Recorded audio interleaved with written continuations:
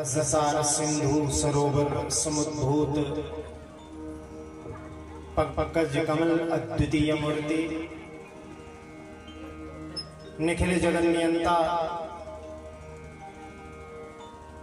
भगवान शंकर भगवान के पावन सानिध्य से भूत भावन औगड़दानी सभी के हृदय का मल दूर करने वाले शिव शंकर भोले शंकर अभयंकर भयंकर भूत भावन भगवान शंकर महादेव के पावन चरणों में नमन करते हुए प्रातः स्मरणीय अरंजनीय वंदनीय पूजनीय श्री गुरु चरणारविंदों में नमन करते हुए वाणी की अधिष्ठात्री देवी मां सरस्वती जो परा पश्यन्ति मध्यमा वैखरी और वर्ण रूप से सदैव हमारे हृदयस्थ जिह्वाग्र कंठस्थ विराजमान रहती हैं, ऐसी मां सरस्वती के चरणों में वंदन करते हैं। वो मां हमें कथा कहने की और कथा श्रवण करने का हमें सामर्थ्य प्रदान करें। बोलिए सरस्वती मैया की। और बंधुओं, भगवान शंकर के प्रिय जिनका स्मरण और जिनका भाव जिनका प्रेम सदैव उनके चरणों में रहता है, ऐसे भगवान श्री रघुवर श्री रामचंद्र जी का स्मरण करते हुए इस धराधाम पर जो प्रत्येक जीव के लिए साक्षात शिव और शक्ति का स्वरूप होते हैं, जो हम सभी के मार्गदर्शका होते हैं, हम सभी के पथ प्रदर्शक भी होते हैं। आइए हम सब अपने माता पिता के चरणों में वंदन करते हैं। बोलिए शंकर भगवान की। मंडल पर आवाहित स्थापित पूजित समस्त 33 कोटि देवी देवताओं के चरणों में वंदन। शांभर महादेव के चरणों में वंदन, जिनकी छत्र छाया में बैठकर हम ये अनुपम शिव महापुराण की अनुपम कथा का श्रवण कर रहे हैं। संगीत के माध्यम से कथा में रस माधुरी घोलने वाले समस्त संगीतज्ञ, समुपस्थित ब्राह्मण वृंद, ज्येष्ठ श्रेष्ठ सभी के चरणों में और आप सभी के हृदय में विराजमान मेरे शंकर भगवान। बोलिए शंकर भगवान की। बड़ा प्यारा भाव कथा का द्वितीय दिवस, महात्म्य का प्रथम दिवस कल हमने श्रवण किया। उसी के आधार पर आइए प्रेम के साथ हमारा मन कथा में लगे, भगवान शंकर का स्मरण करते हुए आगे कथा में प्रवेश करेंगे। बोले शंकर भगवान की। ओम नमः शिवाय, ओम नमः शिवाय।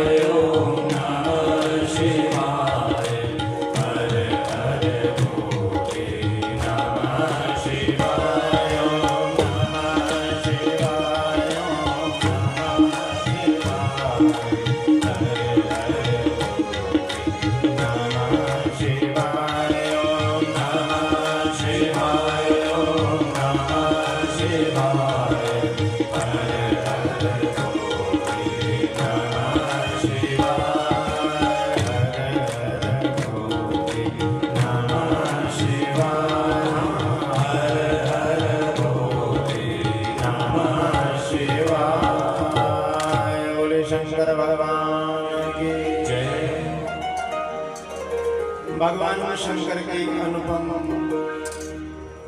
कृपा बरस रही है आपके सिद्धारों की धारा क्षेत्र में शांबर महादेव के पावन सानिध्य में चरणों में इस कार्यक्रम के आचार्य वर्ग समुपस्थित विराजमान ओम प्रकाश शर्मा जी, शांबर महादेव के देवा जी बैठे हैं सामने, संदीप ठाकुर जी कमेटी के समस्त सदस्य, प्रधान जी हरिमोहन मेहता जी, सचिव और कोषाध्यक्ष कुलदीप ठाकुर जी, यजमान आप सभी के पुरोहित शिवराम शर्मा जी, संदीप शर्मा जी, अन्य पुरोहित वर्ग यहाँ ब्राह्मण वर्ग बैठा है। बड़ा प्यारा भाव जागृत हुआ है और इस शांबर महादेव मंदिर कमेटी के समस्त सदस्य आपकी अनुपम भावना जो प्रस्फुटित हुई थी, तो मैं तो इतना ही कहना चाहता हूँ कमेटी के समस्त सदस्यों से और इस देवता के जो कलैने हैं महाराज, उन सब से यही कहना चाहता हूँ कि जो संकल्प आपने मन में धारण किया था, वो संकल्प आज आप सभी के कुल देवता के प्रांगण में शिव महापुराण के रूप में साक्षात प्रतिष्ठित है महाराज। बोलिए शिव महापुराण की जय। तो जो भक्ति है ना शंकर भगवान की जो भक्ति है वो समस्त सुखों को देने वाली, ऐसा शिव पुराण में वर्णन आता है कि जो भगवान की भक्ति है कि भैया जो भगवान की भक्ति है वो समस्त सुखों को देने वाली होती है। और हम तो कथा के प्रारंभ में कह ही रहे थे, कल भी हमने कहा के भाग्योदीन बहुजन्म समर्जितेना सत्संगमं च लभते पुरुषो यदा वे अज्ञान हेतु मोहमदान्धकारं नाशं विधाय ततो देते विवेका। एक जन्म का नहीं, जब हमारे अनंत जन्मों के पुण्य का उदय होता है तब हमें कहीं कथा सुनने को मिलती है। कथा सुनकर क्या होता है? बोले जब सत्संग मिलता है तो उसके अज्ञान का नाश होता है। आ रही बात समझ में? तो हमारा अज्ञान क्या है?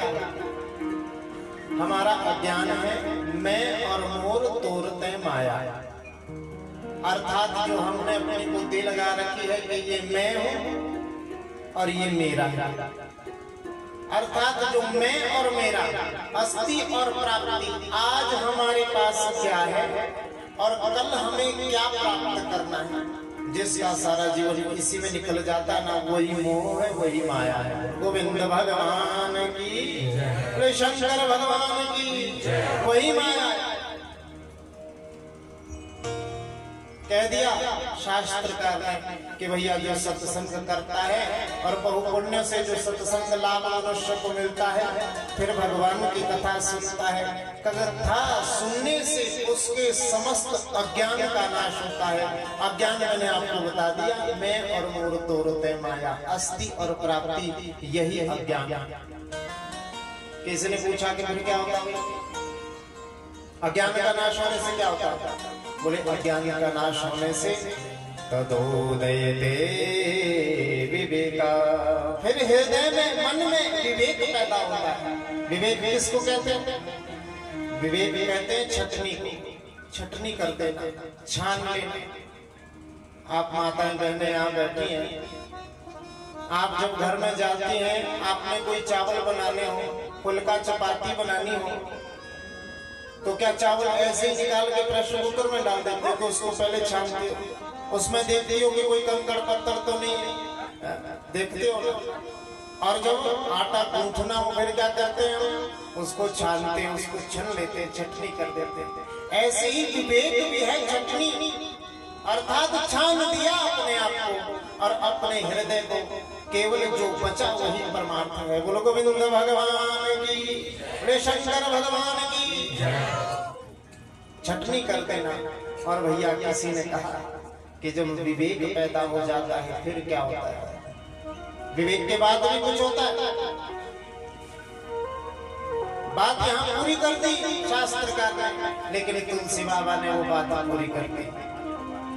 तुलसी बाबा ने कहा कि हो ये विवेक मोह भ्रम भागा, हो ये विवेक मोह भ्रम भागा, हो ये विवेक मोह भ्रम भागा, तब रघुनाथ चरण अनुरागा, तब रघुनाथ चरण अनुरागा, सखा परम पर मारत लेहु, सखा परम पर मारत लेहु, मन क्रम वचन राम पद नेहु, मन क्रम वचन राम पद नेहु, होई विवेक मोह भ्रम भागा, होई विवेक मोह भ्रम भागा, होई विवेक मोह भ्रम भागा। जब विवेक पैदा हो गया, थोड़ा सा जोश लग रहा है, थोड़ा सा। होई विवेक मोह भ्रम भागा, जब विवेक हो गया, मोह और भ्रम का नाश हो गया, तब जाकर हमारा अनुराग परमात्मा के चरणों में होता है। अनुराग कहते हैं प्रेम को। जब तक प्रेम नहीं तब तक बात नहीं बन सकती, और जिस दिन प्रेम हो गया उसी दिन बात बन जाती। जैसे हमारा हमारे परिवार में, हमारे बच्चों में, माता में, पिता में, पत्नी में, पति में हमारा प्रेम है, उनसे हमारा अनुराग है, हमारा समर्पण है उनके प्रति। थोड़ा सा भी कष्ट हो जाए अपने परिवार में, कितने दुखी होते हो। लेकिन तुलसी बाबा कह रहे हैं कि यही अनुराग जब परमात्मा के प्रति हो जाता है, संसार से हटके जब ये अनुराग परमात्मा के प्रति हो जाता है, तब हमारा हृदय भगवान के प्रति समर्पित होता है। फिर जाकर हमारा ये भाव बनता है कि एक भी क्षण हम परमात्मा के नाम लिए बिना रह ना सके। यही तो भाव है। गोस्वामी तुलसी बाबा ने कह दिया कि भैया सखा परम परमार्थ जीव को सखा शब्द से उच्चारित करते हुए तुलसी बाबा कह रहे हैं कि सखा परम परमार्थी हुए, और जीव के लिए जीव कौन? हम सब। हमारे लिए परम परमार्थ भी एक ही है। बोले कौन सा? मन क्रम वचन राम पद निधि। मन से अर्थात हमारा मन भगवान का नाम लेता रहे, वाचा हमारी वाणी भगवान का नाम लेती रहे, और कर्मणा और हाथों से जो हम कर्म करें वो भी भगवान के ही प्रति हो। क्योंकि वाणी गुणानुकथने श्रवणों कथाया, हमारी वाणी यदि भगवत गुणों का गान करती है और हमारे कान यदि भगवान का नाम लेते हैं, हमारा मन और हमारा सर जब तक भगवान के चरणों में झुकता नहीं, तब तक कृपा नहीं हो सकती। और यही भी भाव है। शिव पुराण में ये भाव कितनी बार व्यक्त कर रखा कि भैया हमारे हाथों की धन्यता तब है जब हम इन हाथों से भगवान शंकर की सेवा करें, पूजा करें। हमारी आंखें भी तब तक ही धन्य हैं जब तक हम इन आंखों से भगवान शंकर की प्रतिमा के दर्शन करते हैं। हमारे चरण भी तभी तक सार्थक है जब तक हम भगवान शंकर के तीर्थों के दर्शन करते हैं। हमारी जीवा भी तभी धन्य है जब जिस जीवा से हम भगवान का नाम लें। हमारी नासिका भगवान के चरणों में चढ़े हुए तुलसी पत्रों को ग्रहण करके उसे सूंघे तो इन कान के द्वारा ली गई हमारी उस सुगंध भी हमारी नासिका रूपी इंद्रियां भी तभी तक धन्य है। और यदि इन कानों से हमने भगवान का नाम नहीं लिया, सुना, इन कानों से शंकर भगवान की कथाएं नहीं सुनी, तो शास्त्रकार कह रहे हैं कि भैया तब जब अंत समय आएगा, प्रेम से बोलो शंकर भगवान की, जब अंत समय आएगा तो अंत समय में जो मृत्यु का भय उपस्थित होगा, उस भय से हमें कोई बचा नहीं सकता। क्योंकि यदि सबसे बड़ा भय कौन सा है? मृत्यु का भय। हम लोग जानते हैं, हम लोगों को ये पता है कि भैया एक दिन मरना है, हम सबको पता है, हमें जानते हैं, लेकिन जानकर भी पश्चिम नपि न पश्यति, देखकर भी हम इस बात को अनदेखा कर देते हैं।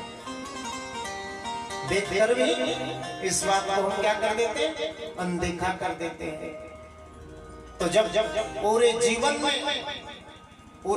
में इन पैरों से हमने कभी भगवान शंकर के, भगवान विष्णु के हमने तीर्थों की ओर हमने प्रस्थान किया नहीं, गए नहीं मंदिरों को, इन हाथों से ठाकुर जी की, शंकर भगवान की सेवा नहीं की, आंखों से भगवान के दर्शन नहीं किए, कानों से ठाकुर की कथाएं नहीं सुनी और मुख से शिव का नाम नहीं लिया, तो अंत समय में जो मृत्यु का भय है, उस भय से आप लोगों को और हम लोगों को कोई बचा नहीं सकता। यदि मृत्यु के भय से निवृत्त होना है तो शिव महापुराण में व्यास जी कह रहे हैं कि भैया सबसे उत्तम यदि कोई साधन है तो वो है शंकर नाम ही साधन है। बोलिए शंकर भगवान की जय। और याद रखना, इस संसार में शिव पुराण में वर्णन आता है 4 प्रकार से जीव पैदा होते हैं। कितने प्रकार से? 4 प्रकार से। पहला प्रकार है अंडज, दूसरा प्रकार है उद्भिज, तीसरा प्रकार है जेरज। ये चार प्रकार। अंडज किसे कहते हैं? अब ध्यान से सुनो बात। नई कथा है ना आप लोगों के लिए, तो थोड़ा सा इसमें हो जाता है, इसलिए यदि आप सावधानी से सुनेंगे, सावधानी से बैठेंगे तो समझ में आएगा। चार प्रकार से जीव पैदा होता है। पहला है अंडज, अर्थात अंडे के रूप में, जैसे पक्षियों के अंडे होते हैं ना, फिर चिड़िया उसके ऊपर बैठती है, अपने शरीर की गर्माहट उसे रखती है, फिर वो एक समय आने पर अंडा फूटता है, फिर उस अंडे से जीव बाहर निकलता है, उसको कहते हैं अंडज। दूसरा प्रकार है उद्भिज। उद्भिज कहते हैं उगकर, जैसे आपने धरती में कोई बीज बो दिया और खूब उसकी सेवा की, एक दिन वो सेवा प्रस्फुटित हुई, उस बीज से अंडा, उस बीज से एक पौधा बाहर को निकला, जैसे पेड़ पौधे वृक्ष हैं, इनको कहते हैं उद्भिज, उगकर पैदा होते हैं। ये भी जीव है। कितने हो गए? दो प्रकार, अंडज, उद्भिज। तीसरा प्रकार है देवा जी जेरज, जो नाल से निकले हुए आते हैं, जेरज के माध्यम, जेर के माध्यम से, जैसे मनुष्य, चौपाया जंतु, गौ, ये जब जेरज से लिपट कर आते हैं, माँ की नाल से जुड़े रहते हैं, है ना। और एक होता है स्वेदज, चौथा प्रकार होता है स्वेदज, जो अपने आप ही पैदा होता है। अब आप पूछोगे कि भैया अपने आप कौन सा जीव पैदा होता है? आपने भैया घर में चावल मंगाए, बहुत सारे चावल का कट्टा मंगाया, उसको बांध के घर में रख दिया कोने में, एक साल तक नहीं पूछा, बरसात के बाद खोला तो फिर क्या बोलते हो, तितलियां जैसी, पक्षी बोलते, क्या बोलते, ऐसे ऐसे पड़ जाते हैं उसमें कीड़े, छोटे छोटे काले काले, और वो चावल में पड़ जाते हैं, लातरे बोलते हैं, वो कीड़े जैसे लंबे लंबे। तो कहां से आते हैं? क्या किसी ने डाला उसमें? नहीं, अपने आप। और पुराने समय में एक बीमारी होती थी, अब तो नए नए शैम्पू आ गए हमारा। पुराने समय में एक दिक्कत हो जाती थी, सिर में पड़ जाता था एक कीड़ा, जिसको बोलते थे जुए, पड़ती थी ना, तो फिर क्या करती थी माता, ऐसे निकालती, एक तो पूरा दिन निकाल के ऐसे जुए। कहां से आती है? पसीने से पैदा होती है, अपने आप पैदा हो जाती है, उसको कोई पैदा नहीं करता, वो हमारी शरीर से अपने आप ही गंदगी में पैदा हो जाता है। तो स्वेदज जो अपने आप जीव पैदा होते हैं, ये चार प्रकार का, उसमें भी 84 लाख प्रकार की योनियां हैं। कितनी?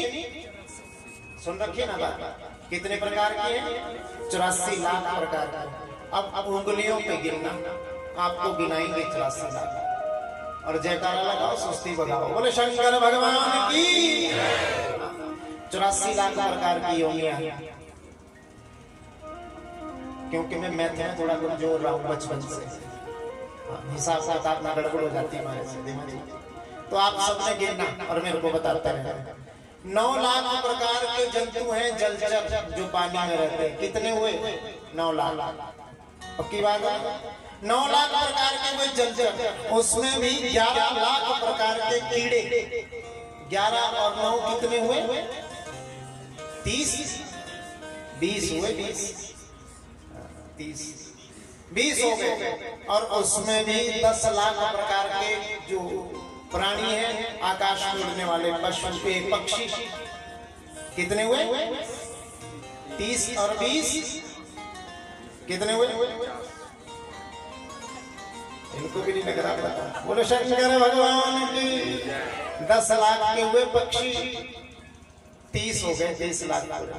मैंने सोचा मैं कजरा थोड़ी परीक्षा लूं, 30 और 20 गुना करवाओ इनसे। 30 लाख प्रकार के है ना, हो गए। अब 20 लाख प्रकार के हुए पक्षी, 30 और 20 50 हो गए ना पूरे। 50 लाख मैंने पूरे करा दिए। अब 30 लाख प्रकार के बंधुओं स्थावर हैं, जो एक स्थान से दूसरे स्थान तक नहीं जाते, जैसे पेड़ पौधे है ना, जड़ी बूटियां, झाड़ियां। अभी कितने हुए? 60 हो गए कि कम हुए? ज्यादा हुए? 80 हो गए। बोले शंकर भगवान की। 80 लाख। अब उसमें कितने रह गए बाकी? 4 लाख। तो शास्त्रकार कह रहे हैं और पद्म पुराण कह रहा है कि चतुर्लक्षाणी मानवा, 4 लाख प्रकार की मनुष्य योनियां हमारा। हमारी बात समझ में? 4 लाख प्रकार की मनुष्य योनियां हैं। अब किसी ने पूछा कि कैसे, 2-4 हम आपको गिनाते हैं। कभी चाइनीज बन गए, कभी अंग्रेज बन गए, कभी वो दूसरे होते हैं वो वेस्ट इंडीज वाले, कभी वो बन गए काले काले, कभी वनचर जंगल में घूमने वाले बन गए, कितने प्रकार के, कभी भारतीय बन गए, कभी दक्षिण भारतीय बन गए, अलग अलग प्रकार की मनुष्य योनियां है ना। उसमें भी 4 प्रकार है। 4 प्रकारों में सबसे निम्न वर्ण में आपने जन्म लिया, उसके अनुसार जीवन व्यतीत किया। वैश्य वंश में जन्म हुआ, वैश्य वंश से उठे ब्राह्मण क्षत्रिय वंश में जन्म हुआ, वहां से उठे भगवान का भजन किया, ब्राह्मण वंश में जन्म लिया। ये 4 वर्णों में विभाजित हो गए। और इस मनुष्य योनि में आकर पहले 9 लाख बार जल में बने, पता नहीं कितनी बार मछली बने, मगरमच्छ बने, कछुए बने, छोटे छोटे कीड़े रहने वाले बने महाराज जल में। उसमें फिर हम 11 लाख बार कीड़े बने, छोटे छोटे कीड़े बने, कभी विष्ठा के कीड़े बन गए। वहां से धीरे धीरे चले 10 लाख बार हम पक्षी बने, फिर 10 लाख बार इन पक्षियों के पैरों में घूमने के बाद 20 लाख बार बंधुओं हम पशु बने, चौपाया जी। फिर वहां से धीरे धीरे 20 लाख बार हमारा जीवन निवृत्त हुआ, 30 लाख बार हम वृक्ष बने, पेड़ बने, पौधे बने, जड़ी बूटियां बनी, छोटे छोटे, कभी कांटे वाली झाड़ियां बन गए। वहां से जब ये निवृत्त हो गए, 30 लाख बार स्थावर जीवों से निवृत्त हुए, उसके पश्चात मनुष्य बने।